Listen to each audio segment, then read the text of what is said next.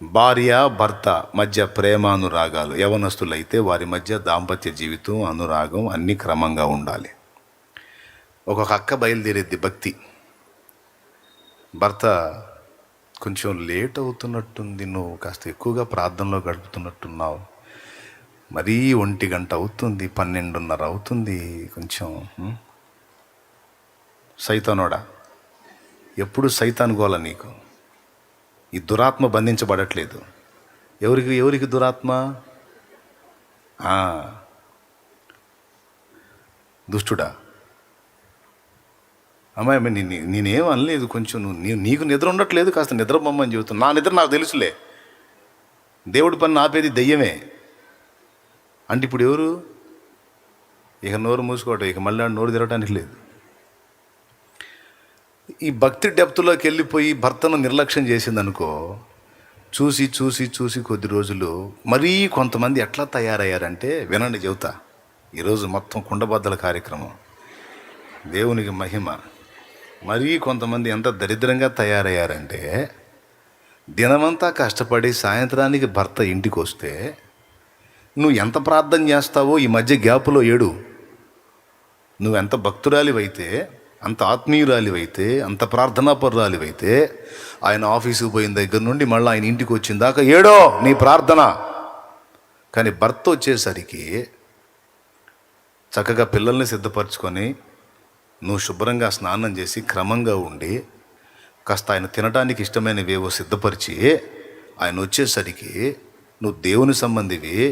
ఈలోపు దేవునితో నువ్వు సమయం గడుపుకొని నీ భర్త యజమానుడు వచ్చేసరికి శుభ్రంగా ఉండి ఆయన్ని స్వాగతించి ఆయన పలకరించి కాస్త టీయో కాఫీయో ఆయన మొహాను కొట్టి కాస్త మంచి చెడు మాట్లాడాలా. అప్పుడు దాకా ఏమో పనికిమాలిన పెత్తనాలన్నీ చేసి పాపం కష్టపడి ఆ భర్త ఇంటికి వస్తే గదిలోకి పోయి ముసుకేస్తుంది. స్తోత్రం స్తోత్రం స్తోత్రం స్తోత్రం స్తోత్రం, glory glory glory glory glory glory glory glory glory. ఒరే నీ గ్లోరీ సావా, ఇదేమి గ్లోరీ? గోరియా గ్లోరియా? నువ్వేమో గ్లోరీ, మీ ఆయనకేమో గోరీ. ఇది ఎవరు చెప్పారు నీకు ఈ పద్ధతి?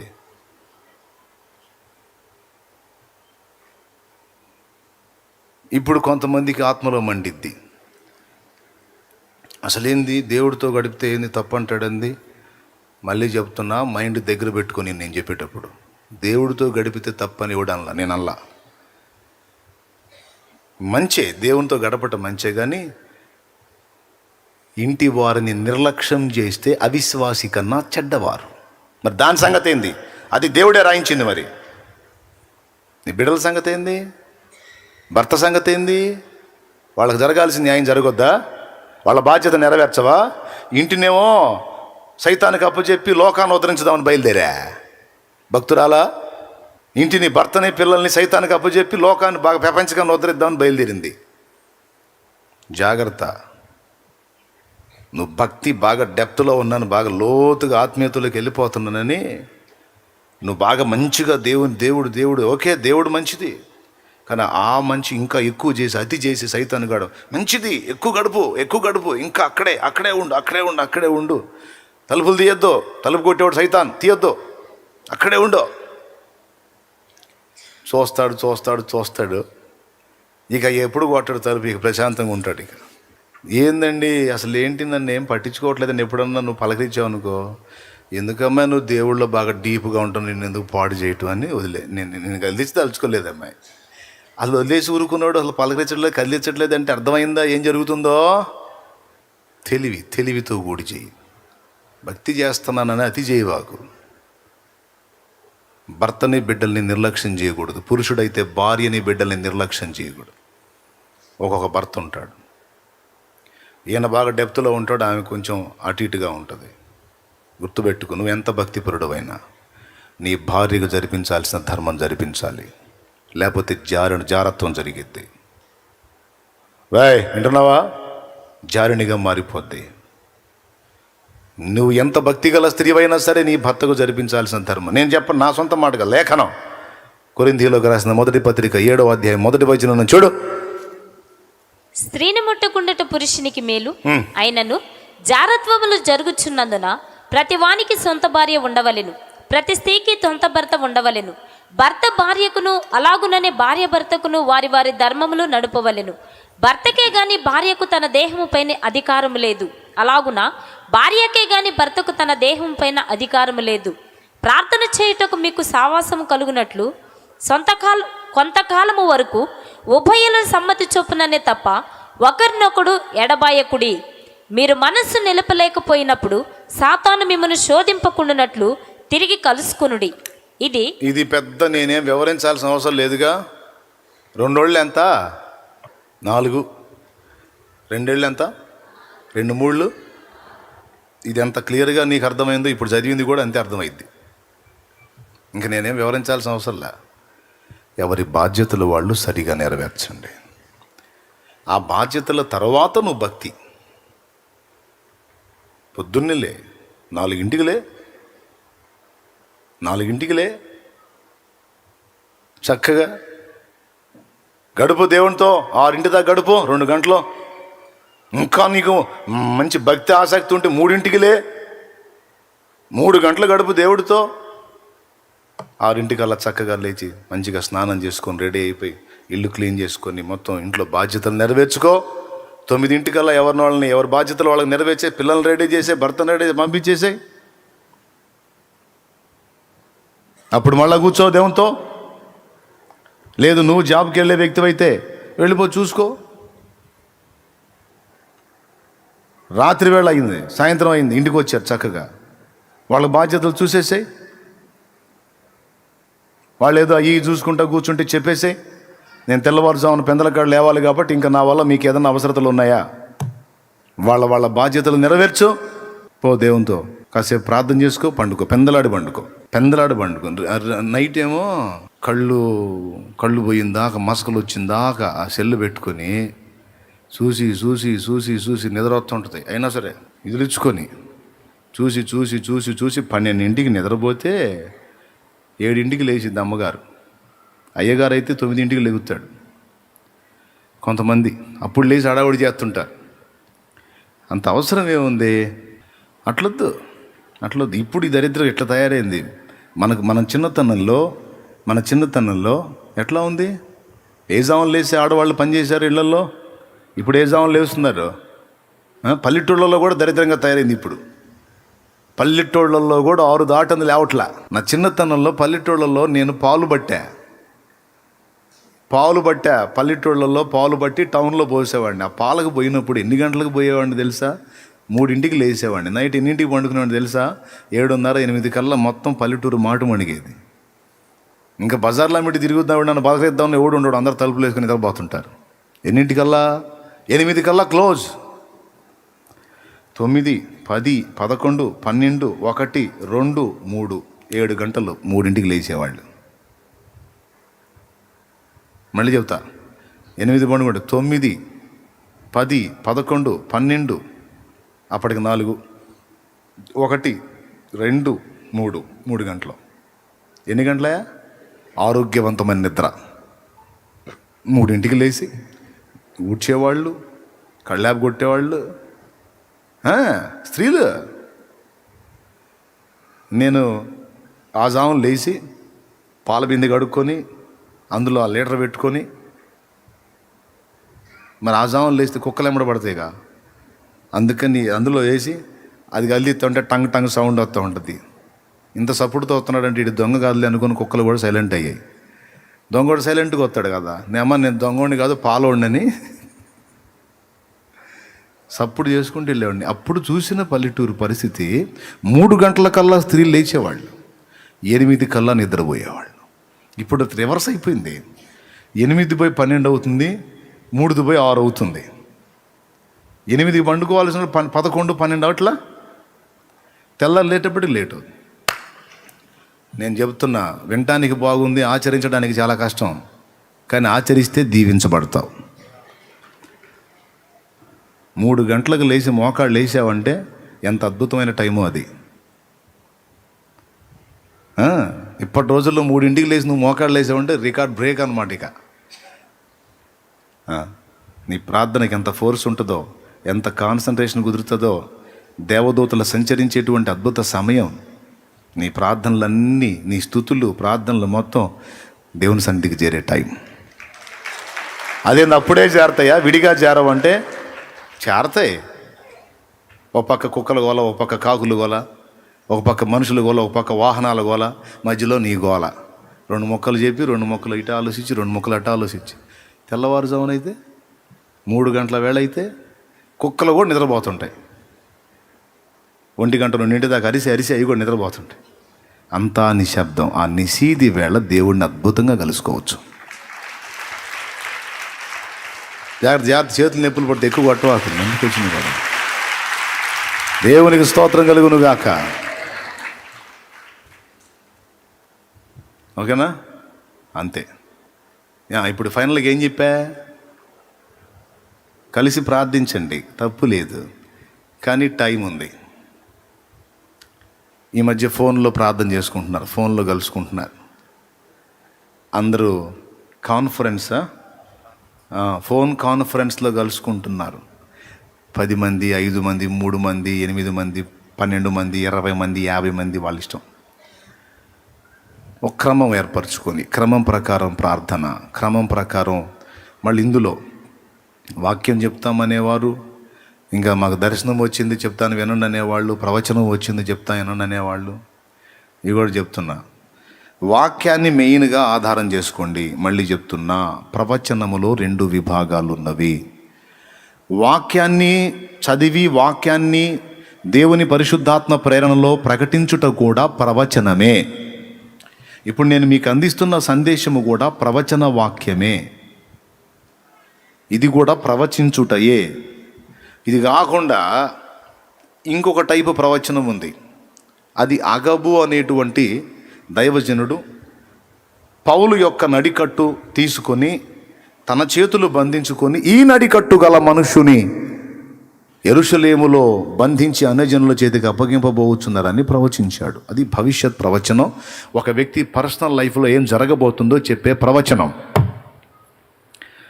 అది అగబు అనేటువంటి దైవజనుడు ప్రవచించాడు. ఇది ఒక టైపు ప్రవచనం అన్నమాట. ఇప్పుడు ఈ టైపు ప్రవచనాలు ప్రవచించే వ్యక్తులు కొంతమంది రన్నింగ్లోకి వచ్చారు. వాళ్ళకు కొంతమంది కనెక్ట్ అయి ఉన్నారు. ఈ టైపు ప్రవచనాలకు కొంతమంది కనెక్ట్ అయి ఉన్నారు.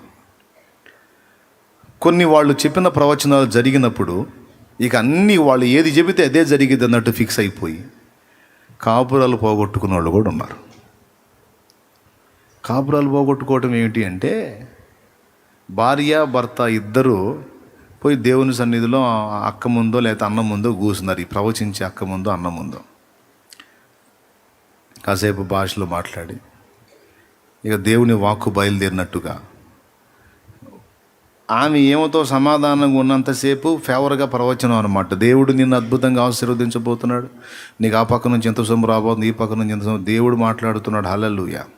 వీళ్ళ సొమ్ము గురించి ఇప్పుడు పరిశుద్ధాత్మ భారం కలిగి ఉన్నాడు అనమాట. సరే పక్కన పెడదాం. అర్థమైందా? వీళ్ళకి ఏ పక్క నుంచి సొమ్ము రాబోతుందో ఆ విషయంలో పరిశుద్ధాత్మ మంచి తీవ్రత కలిగి ఉన్నాడు. అందుకే దాని విషయంలో అంతసేటు దేవుడు మాట్లాడుతున్నాడు అన్న. ఇప్పుడు వాళ్ళకు అనుకూలమైన విషయాలు ప్రవచించినప్పుడు ఎవరికైనా ఆశే కదా, అబ్బా దేవునికి స్తోత్రం, దేవుడు ఇలా దీవించబోతున్నాడు ఏమని కనెక్ట్ అవుతారు కదా. మంచిగా కానుక ముట్టిద్ది, కనెక్షన్ బాగుంటుంది, టోటల్ సూపర్. కొద్ది రోజుల తర్వాత వీళ్ళది నిర్లక్ష్యం చేశారనుకో, ఎవరైతే ప్రవచించే ప్రవక్తి ఉందో లేదా ప్రవక్త ఉన్నాడో వీళ్ళని సదరు వ్యక్తి నిర్లక్ష్యం చేశారనుకో, అప్పుడు రివర్స్ ప్రవచనాలు ఓపెన్ అవుతాయి. ఓ నా కుమారి, హల్లెలూయా, దేవుడు మాట్లాడుతున్నాడు. నీవు రహస్యముగా జరిగించు పాపము దేవునికి తెలిసేవను. హల్లెలూయా. పరిశుద్ధాత్మ నిన్ను హెచ్చరిస్తున్నాడు, నీ పాపమును మానేయ్. భర్త అనుమానంగా చూసే, కుమారి అంటే నువ్వే కదా. ఓ నా కుమారి అన్నది ఇప్పుడు మన ఇద్దరే ఉంది. నేను కుమారుణ్ణి, నువ్వెవరి? మన ఇద్దరితో ఇంతవరకు ప్రవచించింది మన ఇద్దరికేగా. ఇన్ని ప్రవచనాలు జరిగినాయి కదా. ఇప్పుడు ఎందుకు నీ గురించి దేవుడు ఎట్ట చెప్పాడు? నేనేం ఎరగనండి. విషయం ఏంటంటే ఆమెకేం ఒక పడట్లా, ఆమె మీద రివర్స్ ప్రవచించింది. ఇంటికి తీసుకెళ్ళి తలుపేసి ఫుల్ కోటింగ్. చెప్పు ఏం జరిగింది, ఎక్కడ ఏం తప్పు చేశావు. నేను ఏం ఎరగనండి, నాకు తెలియదండి ఆమె ఎందుకు అట్లా ప్రవచించిందో. అరే ఆమె ప్రవచించడం ఏంది? ఎన్నోసార్లు నువ్వే చెప్పావుగా నాకు ఆమె నుంచి దేవుడు మాట్లాడుతున్నాడని, ఆయన నుంచి దేవుడు మాట్లాడుతున్నాడని. మళ్ళీ ఇట్లేంటి? కాదండి ఆమె ఈ మధ్యకాలంలో కొంచెం శోధించబడుతుందండి, ఏదో దురాత్మ అని. ఆహా, అంటే నీకు అనుకూలంగా చెప్తేనేమో దేవుని ఆత్మను, నీ నీ నీ రహస్యాన్ని బట్టబయలు చేస్తే దురాత్మ. చెప్పవే, చెప్పు. నేను చెప్పేది బ్రతుకు సత్యాలు, అనుభవించిన వాళ్ళ గాథలు విని చెప్తున్నా. ఎంతమంది ఉన్నారు లైన్లో? అందరూ వినండి, బుద్ధి తెచ్చుకోండి, జాగ్రత్త పడండి. అతి చేయవాకండి. నీ పట్ల ఎవరన్నా ఒక ప్రవచనం పలికితే, దేవుడు పలికిస్తే స్తోత్రం అనుకో, కానీ దానికంటే ముఖ్యంగా దేవుని వాక్కు మీద ఆధారపడు. దేవుని వాక్యము ఇంతకంటే శ్రేష్టమైన దేవుని వాక్యము మనకున్నది. ఇక్కడ మోసపోం, ఇక్కడ కూడా బ్యాలెన్స్ మిస్ అయితే తేడా పడతాం, కానీ వాక్యానుసారంగా మనం అడుగులేస్తే దెబ్బతిన్నాం. ఇప్పుడు ఏం జరిగింది? కాపురం పోయిద్దా పోదా? ఇప్పుడు వాడికి ఎవరు చెప్పినా వింటాడా? దేవుడు చెప్పాడే, నీ బతుకు దేవుడు చెప్పాడు. నాకు అనుమానంగానే ఉంది, వాడు వస్తున్నాడు కదా, వాడు ఎవడో ఆమెకు కూడా తెలియదు. నువ్వు అప్పుడప్పుడు సెల్లు మాట్లాడుతుంటే నాకు డౌట్ వస్తానే ఉంది. ఈరోజు దేవుడు ఆ ప్రవక్తరి ద్వారా బయలుపరిచాడు నీ బతుకంతా. చెప్పు అంటాడు, కొడుతుంటాడు, చెప్పు అంటాడు, కొడుతుంటాడు. ఈ అనవసరంగా పోయి మనుషులకు దాసులు కావద్దు. ఏం చెప్తున్నా? నోరు తెరిచి చెప్పండి, పెద్దగా చెప్పండి. కొంతమంది ప్రవక్తలు ఉంటారు, వాళ్ళకి ఫేవర్గా ఉన్నంత వరకు మంచిగా మాట్లాడతారు, తర్వాత వాళ్ళకి ఏదైనా ఇబ్బంది కలిగిస్తే శాపం రాబోతుంది మీ ఇంటి మీదకి అంటారు. ఈ వణికి సత్తారు వీళ్ళు. ఇట్లాంటి పనికి మాలిన మాటలు నమ్మొద్దు. హేతువు లేని శాపం తగలకపోవును. కొంతమంది బెదిరిస్తుంటారు అన్నమాట. నన్ను ఇలా అన్నావు, నీ గతి ఏమైద్దో చూడండి. ఇలా లేదు, అలా లేదు. వాక్యానికి భిన్నమైన మాట వచ్చినా, క్రియ వచ్చినా పట్టిడవలసిందే. ఎంతమంది వింటున్నారండి? ఓకేనా? మంచిది, మంచిది. ఏది చెప్పినా జరిగిద్ది, ఏది చెప్పినా సత్యమే అని దేవుని వాక్యాన్ని పక్కన పెట్టి ఒక మనిషి మాటకు కనెక్ట్ అయిపోతే ఎంత దెబ్బ కొట్టిద్దో చూడండి. చివరికి ఆ కాపురం పోయింది.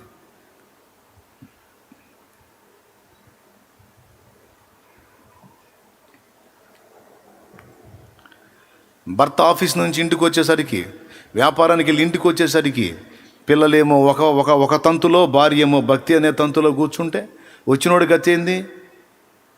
దానివల్ల కుటుంబం ఎఫెక్ట్ అయిపోయే పరిస్థితికి వచ్చింది. కొంతమంది ఎట్లా ఉన్నారు అంటే, అయ్యగారు చెప్పిన మాటను అనుసరించి నేను అడుగులేస్తా.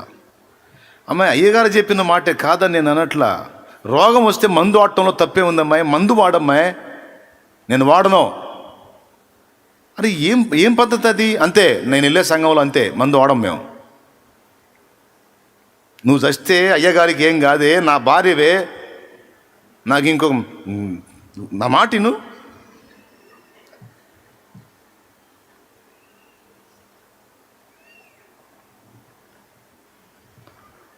ఇప్పుడు వారం రోజుల నుంచి మూలుగుతున్నావు. మందు వాడితే పాపం అని ఎవడు చెప్పాడు? అన్నం అప్పుడు అన్నం కూడా తినకూడదు, మరి అది వేరు అంటది మళ్ళీ. మా అయ్యగారు చెప్పాడు, నేను తిన్నాను. చూడండి ఆ భర్తకి ఎలా అయిపోయింది పరిస్థితి అంటే, విశ్వాసి కూడా అవిశ్వాసిగా మారిపోయే పరిస్థితికి వచ్చేసాడు. అదేంది? ఎందుకు మందు వాడడం? మాది పరిశుద్ధుల సంఘం. ఏం సంఘం? మాది పరిశుద్ధుల సంఘం. పరిశుద్ధులు మందు వాడరు. మందు వాడకుండా పెందలాడి చేస్తారు. 60 ఏళ్ళు, 70 ఏళ్ళు, 80 ఏళ్ళు బతకాల్సిన వాళ్ళు 30కి 40కి చస్తుంటారు. అదంటే పరిశుద్ధుల సంఘం. నేను చెప్తున్నా, జాగ్రత్త. ఎవడు చెప్పాడు? వాక్యం ఒప్పుకుంటుందా? దానికి వాక్యం ఒప్పుకుంటుందా? నీ మైండ్ ఎక్కడ పోయింది? మైండ్ ఎక్కడ? దైవజనుణ్ణి అభిమానించు, ఆరాధిస్తావా? దైవజనుడు, దైవజనురాలు గొప్పవాళ్ళు, మంచివాళ్ళు, ఆత్మీయులు అయితే అభిమానించో, ఆరాధిస్తావా? దేవుడి కంటే ఎక్కువగా, వాక్యం కంటే ఎక్కువగా కనపరుస్తావా?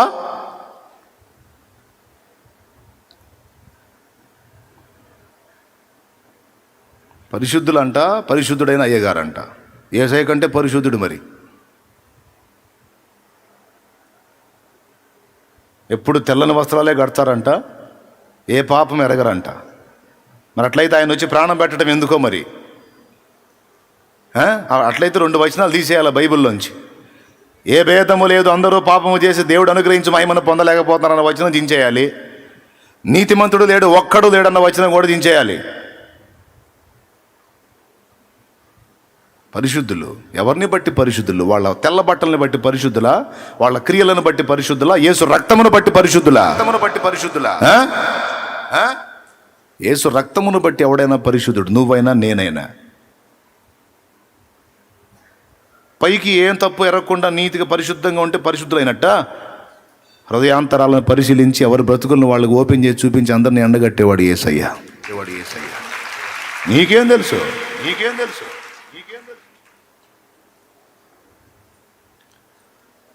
పరిశుద్ధులు, అమ్మో పరిశుద్ధులు వాళ్ళు చెబితే అంతే. అమ్మో ఆయన పరిశుద్ధుడు, ఆయన చెబితే అంతే. చూడండి, యేసు కంటే ఎక్కువైపోయింది, బైబిల్ వాక్యం కంటే ఎక్కువైపోయాడు పరిశుద్ధుడు.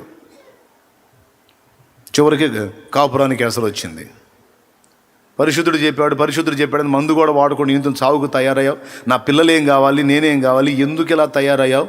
అట్లయితే తేల్చుకుందా, కోర్టుకు పోదందా? నాకొద్దు. అరే మందు వాడమన్నా, నేనేమన్నా పాపం చేయమన్నానా, ఇంకోటి ఏమైనా చేయమన్నా? నువ్వు మందు ఎందుకు వాడవని అంటాను నేను. అరే నాకు అందరూ స్త్రీలలాగా నా భార్య కూడా చక్కగా ఉండాలని నాకు ఉంటుందిగా, నేను మంచి బట్ట తెచ్చాను కట్టుకో అన్నాను. ఎందుకు నువ్వు దరిద్ర ఫ్యాషన్లో ఉంటున్నావు? పరిశుద్ధులు చెప్పారు, నేను ఇంతే ఉంటా.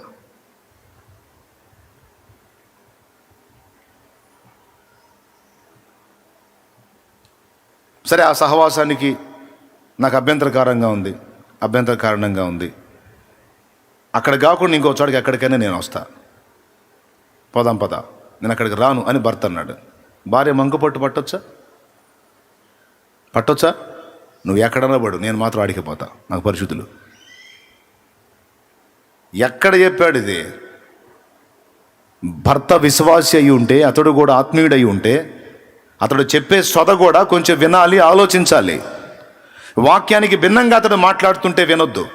వాక్యానుసారంగా అతడు మాట్లాడుతున్నప్పుడు, వాక్యానుసారంగా నీ ఆలోచనలని, నీకు చేసిన ఉపదేశాన్ని ఖండిస్తున్నప్పుడు నువ్వు కించిత్తు ఆలోచించాలి.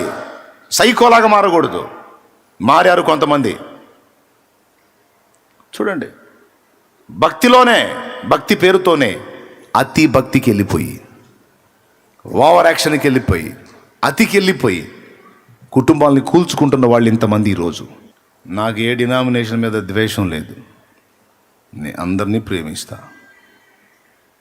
కాకపోతే భక్తి పేరుతో బిడ్డల్ని తప్పు త్రోవలోకి నడిపించి మిస్లీడ్ చేసి వాళ్ళ జీవితాలకి, వాళ్ళ ఆత్మీయతకి, వాళ్ళ భక్తికి, లేకపోతే వాళ్ళ పరిశుద్ధతకు, లేకపోతే వాళ్ళ కుటుంబాలకి కలతలు తెచ్చే విధంగా, వాళ్ళ జీవితాలను నాశనం చేసే విధంగా ఏదైనా ఉంటే మాత్రం ఖచ్చితంగా దాన్ని ఖండించి తీరతా.